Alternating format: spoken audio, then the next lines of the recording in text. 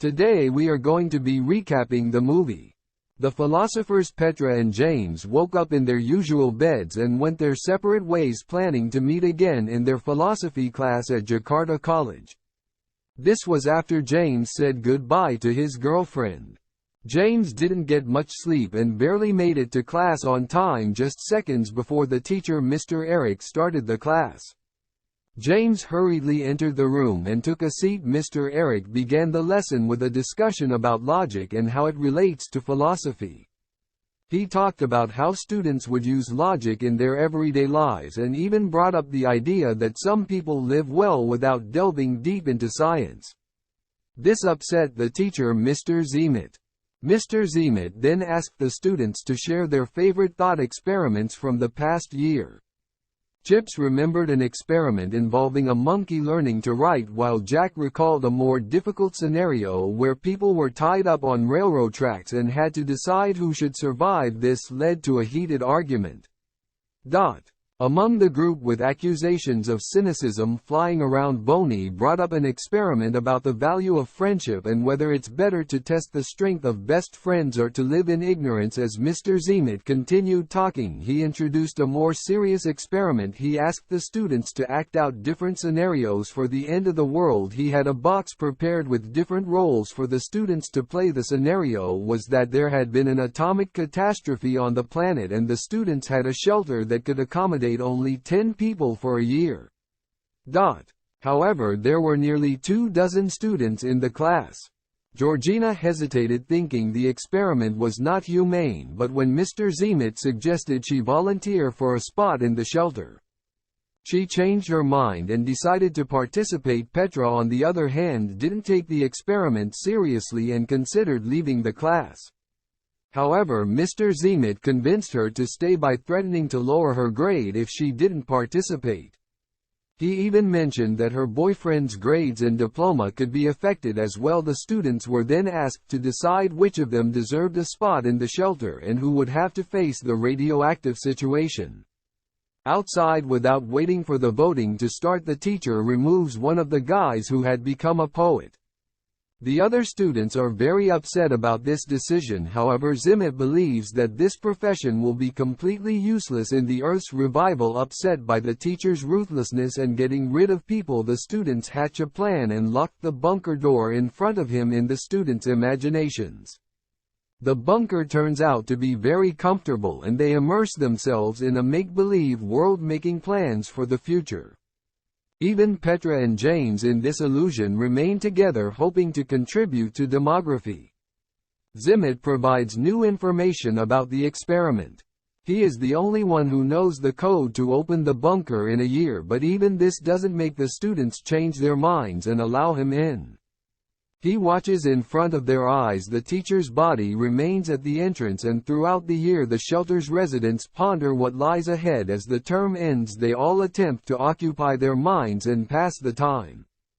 However, in the evenings the young people are haunted by the same fears. Sometimes secretly, Petra approaches the glass door to mourn the teacher who has less and less time left. Finally, the day of release arrives and the door truly demands the code. After trying all possible methods, the young people still can't find a way to open the sealed ceiling. First they consume the remaining supplies, then they use their resources and even turn to each other, but this still doesn't save them. When the oxygen runs out, the last members of the group fall asleep. The class atmosphere is tense, but Zemet continues the experiment, calmly pointing out the students' mistakes. This time the scenario takes place in the desert with the same nuclear disaster and the choice between comrades. This time additional professions are introduced, like James being an unconventional guy and Georgina contracting a deadly virus during a trip to Africa. Chips has the least luck. Despite being a carpenter whose skills would be useful for rebuilding, he turns out to be infertile and has no chance of having biological children. Upon hearing this, Georgina breaks down and becomes angry with the teacher, calling him a crazy person. However, this doesn't seem to bother him much. Zemet insists on continuing the experiment, hoping that their years of learning were not wasted. This time the students argue more rationally, considering the profession's health and reproductive ability of each applicant.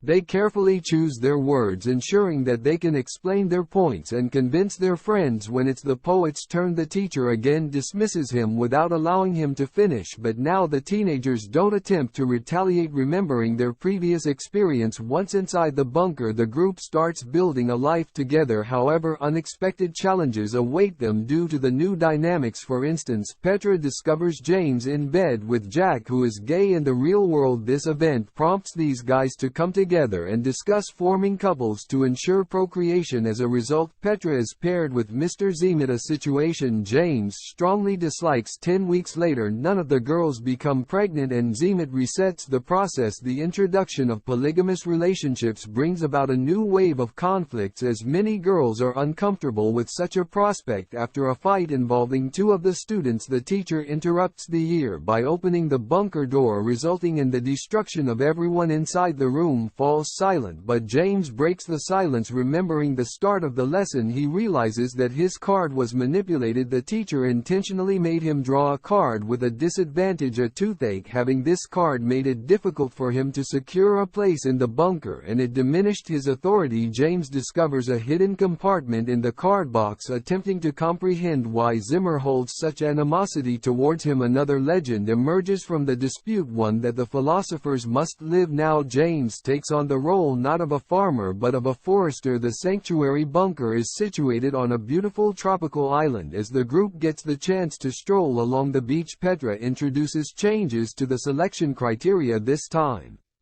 she wants to personally decide who gains access to the shelter and who doesn't. Her logical approach surprises everyone, and even though she explains every decision she makes, the teacher gives her a lower grade for her unconventional choices. Instead of selecting engineers and farmers, she picks fashion designers and an unlucky poet who never had a chance. The girl doesn't give up against the teacher's disapproval. Additionally, she cleverly takes the pistol from him, using a trick. Zemet had planned to maintain his control until the end of the experiment, believing they were surviving.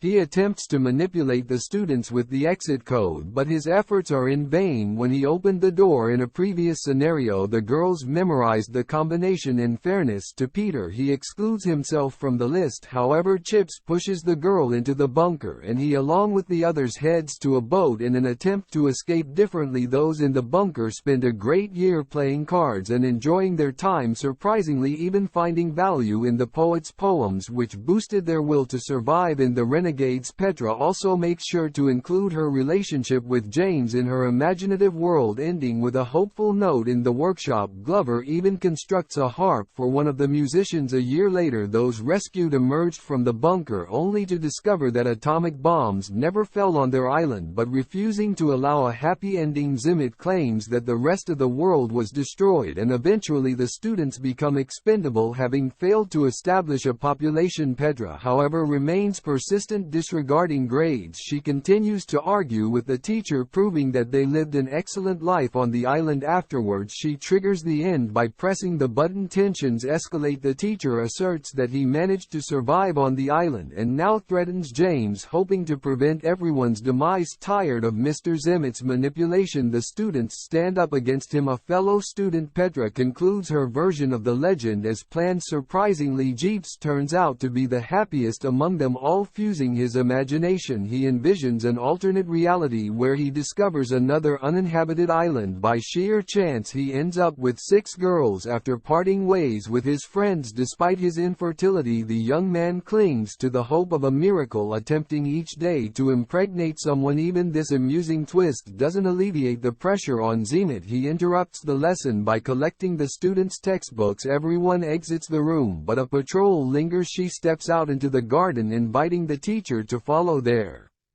She admonishes him for seeking revenge on James due to their complicated romance. She openly confesses her love for the fellow student and expresses that it would be easier if Zemet let them go without much drama. She eventually kisses Erica, hoping for an amicable separation. Zemet enters his office not for the first time and dines alone on a store-bought sandwich. Then he opens a drawer and retrieves a gun. A moment later, a gunshot rings out. Eric approaches again, ascending the steps to his office. It's challenging to discern whether the shot actually occurred or if this is another narrative from his philosophical world.